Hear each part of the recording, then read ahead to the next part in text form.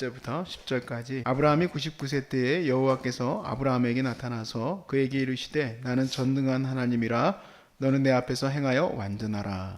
내가 내 언약을 나와 너 사이에 두어 너를 크게 번성하게 하리라 하시니 아브라함이 엎드렸더니 하나님이 또 그에게 말씀하여 이르시되 보라 내 언약이 너와 함께 있으니 너는 여러 민족의 아버지가 될지라. 이제 후로는 네 이름을 아브라함이라 하지 아니하고 아브라함이라 하리니 이는 내가 너를 여러 민족의 아버지가 되게 함이니라. 내가 너로 심히 번성하게 하리니 내가 내게서 민족들이 나게 하며 왕들이 내게로부터 나오리라. 내가 내 언약을 나와 너 및 내 대대 후손 사이에서 세워서 영원한 언약을 삼고 너와 내 후손의 하나님이 되리라. 내가 너와 내 후손에게 내가 거류하는 이 땅 곧 가나안 온 땅을 주어 영원한 기업이 되게 하고 나는 그들의 하나님이 되리라. 하나님이 또 아브라함에게 이르시되 그런즉 너는 내 언약을 지키고 내 후손도 대대로 지키라. 너희 중 남자는 다 할례를 받으라. 이것이 나와 너희와 너희 후손 사이에 지킬 내 언약이니라. 아멘. 하나님이 무엇인가 말씀하시기를 기다린 적이 여러분도 있으시죠? 저도 그렇게 기다린 적이 많이 있습니다. 하나님이 원하시는 게 뭡니까? 하나님이 음성으로 한 번만 들려주시면 제가 그대로 하겠습니다. 그렇게 기도를 했어요. 금식도 하고 또 성경 말씀도 보고 한 적도 있었습니다. 그랬을 때 사실 이렇게 막 하나님이 스피커에 대고 얘기하는 것처럼 정확하게 얘기를 해주시기를 그렇게 바랬는데 잘 안 해주시더라고. 저희 어머니는 뭘 이렇게 자꾸 알려주셨다고 그러던데 심지어는 나무 몇 번째까지도 말씀하실 정도로 그렇게 얘기를 하셨다는데 나는 그렇게 안 되는 거예요. 제가 이 말씀을 보면서 그래 나 같은 기도자들이 더 많겠다. 누군가는 이렇게 막 말씀을 해주시는 분들도 있지만 나 같은 사람도 있겠다 해서 저는 오히려 그렇게 굳이 하나님이 오동나무 7번째 우물이 있다 얘기 안 해주시는 사람들은 어떻게 기도할 것인가 이걸 얘기를 하려고 하는 거예요.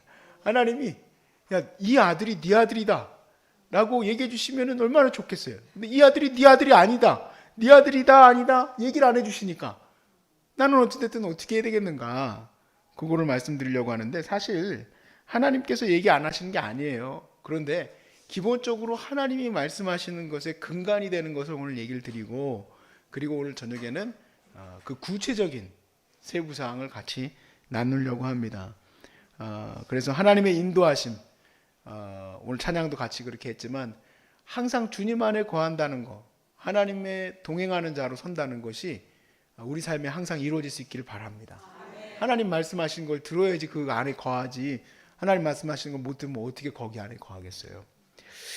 하나님의 약속, 하나님의 말씀은 절대로 이랬다가 저랬다가 하지 않습니다. 하나님 약속은 그냥 일관되게 가시는 거예요.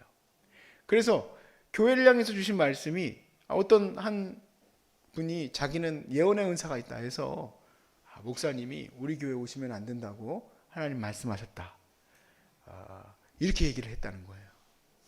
제가 예전에 섬겼던 새로남 교회에 오정호 목사님이 담임으로 막 부임했을 때 거기 계시던 한 여선지자께서 그렇게 막 얘기를 하신 거예요. 어떻게 된 겁니까? 이게 도대체 어떻게 해야 돼? 누가 하나님 말씀 안에 거한 겁니까? 이렇게 되지 않아요. 이렇게 막 이쪽에서 다른 말 나오고 저쪽에서 다른 말 나오게 하나님이 말씀하시는 법이 없어요. 하나님의 약속은 반드시 하나님의 약속을 근간으로 하고 있다 이 얘기예요. 자, 하나님의 약속, 그러면 아브라함에게도 약속하신 이 말씀은 어디로 근간하고 있는가? 아담에게 하신 약속으로부터 쭉 이어져 내려온 거예요. 아담에게 하신 약속이 뭘까?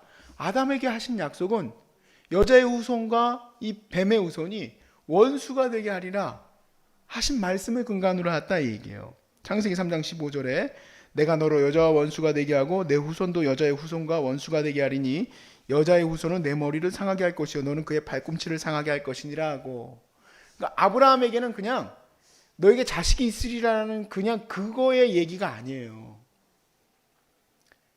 이거는 근본적으로 영적 전쟁의 내용을 근간으로 갖고 있는 거예요. 사실 여자의 후손, 즉 이 여자라는 거는 하와를 말하죠.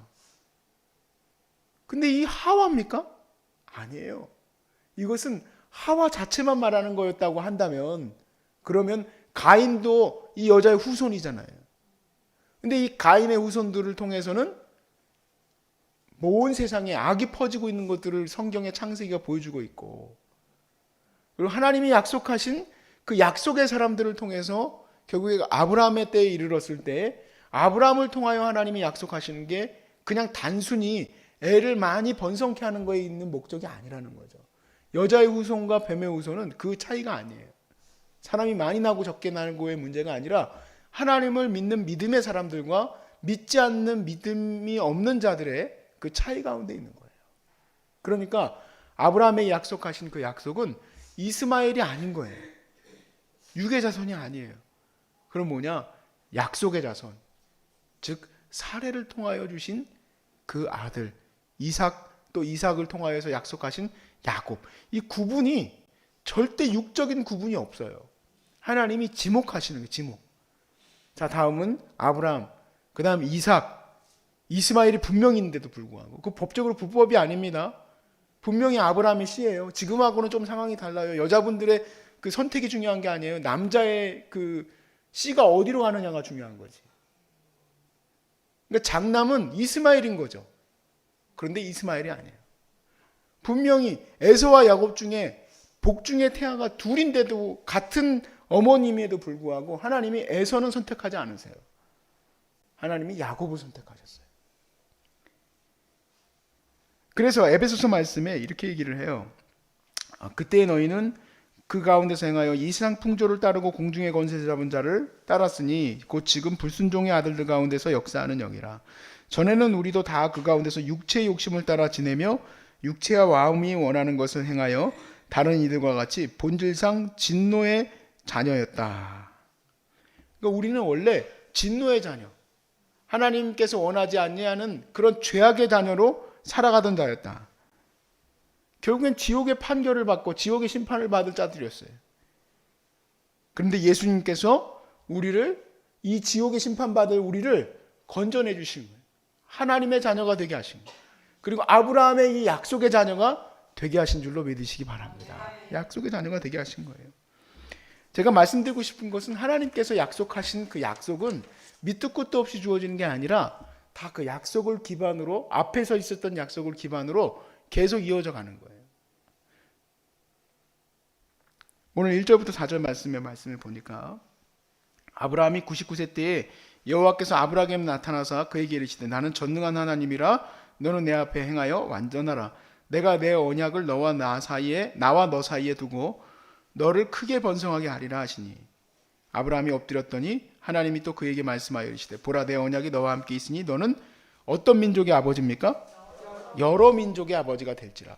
이거는 바꿀 수가 없어요. 일부러 바꾸려고 하면 바꾸겠지만 절대로 이스라엘만 염두하고 얘기하시는 게 아니에요. 아브라함은 여러 민족의 아버지가 될 거예요.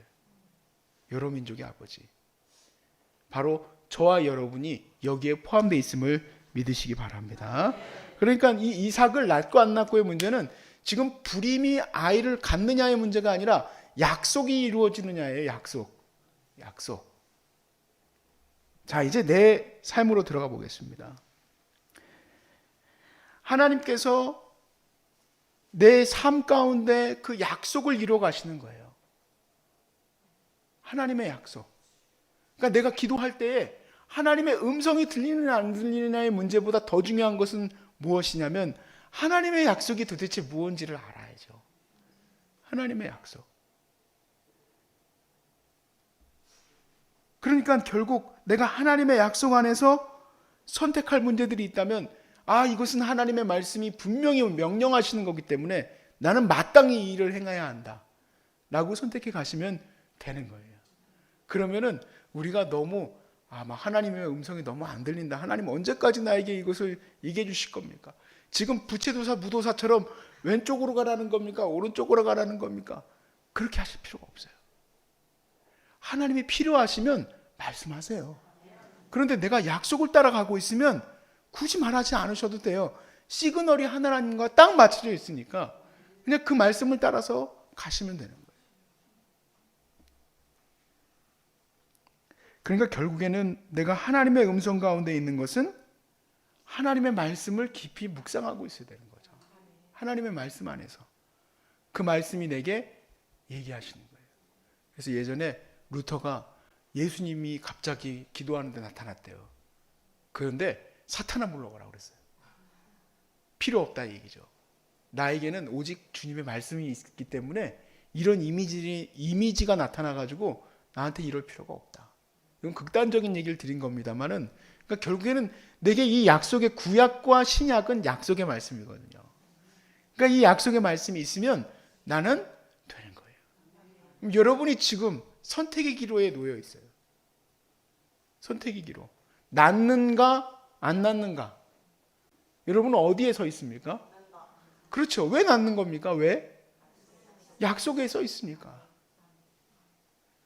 하나님 말씀에 써 있는 거 붙들고 가는 거지 세상의 말을 붙들고 가는 게 아니란 얘기예요. 근데 이게 사실은 일반적인 사람들이 들으면은 뭐 별것도 아닌 걸 가지고 저렇게 얘기를 하겠지만요. 그렇지가 않습니다. 제가 주일날 얘기를 드렸던 것 같기도 한데 언제 얘기를 드렸는지 모르겠어요. 아브라함이 롯을 구하게 되는 사건에서 롯이 왜 구해지는 겁니까?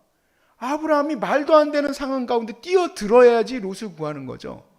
그러니까 내가 치료를 받는다는 과정으로 뛰어들어가야, 믿음으로 뛰어들어가야, 그래야지 내가 고침받는 그 결과까지 가는 거지. 그냥 누워가지고 하나님 고쳐주세요, 고쳐주세요 이러고만 있는다고 그 사람이 고쳐지냐는 얘기예요. 그냥 집에 아파트에 앉아가지고 아유 나 좀 고쳐주세요, 왜 안 고쳐주세요, 그럴 수 없다 이 얘기예요. 열심히 자연과 친해지고 운동도 하고 항암도 하고, 항암이 너무 힘들면 또 몸도 만들고, 그런 과정들이 있어야지 이 사람이 낫지.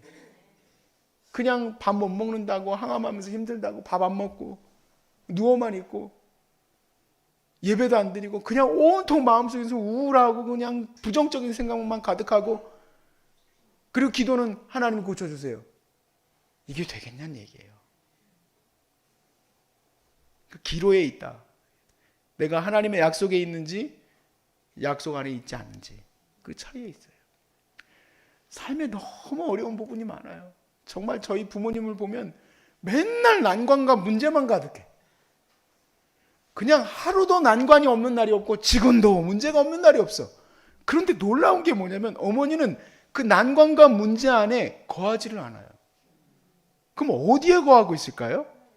약속에 거하고 있습니다. 할렐루야.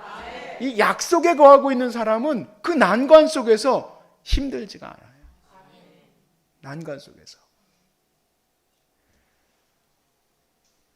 오늘 아브라함이 하나님에게서부터 약속을 이렇게 다 받습니다. 근데 이 약속은 앞으로 이삭을 바치는 문제까지도 연결이 돼요. 말씀 안에 있는 자는 지금 이제 현재에 있는 이 현실을 완전히 뒤집어 엎을 수 있는 힘이 있는데, 왜냐하면 하나님이 말하셨기 때문에 그래요. 하나님 말하셨기 때문에. 하나님이 최고의 권위자예요. 하나님이 말씀하셨어요. 나는 치료하는 하나님이다. 여러분 그 하나님 붙드시죠? 꼭 붙으셔야 돼요. 저는 옆에서 가이드를 해주는, 소위 말해서 가이드 역할밖에 못합니다. 결국에는 여러분이 그 말씀을 따라서, 제가 이제 최선을 다해서 그 본문이 얘기하는 거를 지금까지 내가 할 수 있는 역량을 다 발휘해서 여러분과 나누고 있는 거예요. 근데 그 말씀을 듣고 가셔야 돼요. 그 약속의 말씀을 붙들고 가셔야 돼요. 가는 건 여러분의 소관이에요. 내가 할 수 있는 일이 아니에요. 믿음으로 살아야 합니다. 의인은 오직 믿음으로 말미암아 살리라 함과 같으니라. 오늘도 믿음으로 사는 거지 약효로 사는 게 아니에요. 오늘도 우리는 믿음으로 사는 거야. 약발이 받든 안 받든 여러분 그렇게 외치세요. 약발이 안 받는다. 할렐루야, 주님이 하십니다. 다 다시 또 기도하면서 약발이 받을 수 있는 걸 또 찾게 해달라고 기도하면 되는 거예요. 약발이 안 받으면 어떻게 하겠어? 안 받나 보다. 그거는 원래 안 되는 건가 보다. 하나님이 또 내게 치료해 주시려고 더 좋은 길로 인도해 주시나 보다. 그렇게 가야지.